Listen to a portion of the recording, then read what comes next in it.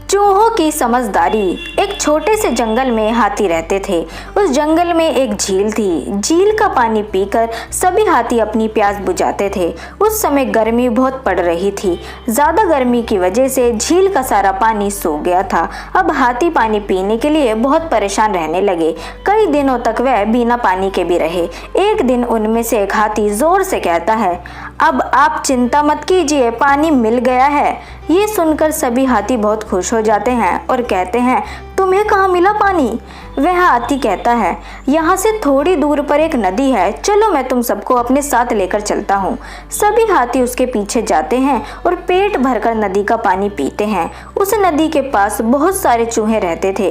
हाथियों के वजन की वजह से कई सारे चूहे मर जाते हैं। सारे चूहे हाथियों के पास जाकर कहते हैं, महाराज, नदी के पास हमारा परिवार रहता है, लेकिन आपके भारी वजन के कारण बहुत चूहे मर गए हैं।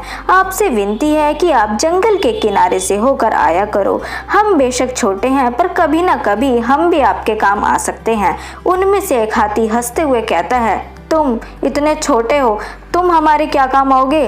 हाथी कहते हैं, ठीक है, हम जंगल के किनारे से आया करेंगे। अगले दिन हाथी नदी के पानी पीने के लिए जाते हैं। तभी एक हाथी ऊपर से जाल गिरा जाता है और शिकारी उसे उठाकर झील के पास ले जाता है और उसे रस्सी से बांध देता है। सभी हाथी चूहों के पास जाते हैं और उन्हें सारी बात बता देते हैं। चूहे कहते हैं, आप चिंता मत कीजिए, हम आपकी मदद करेंगे।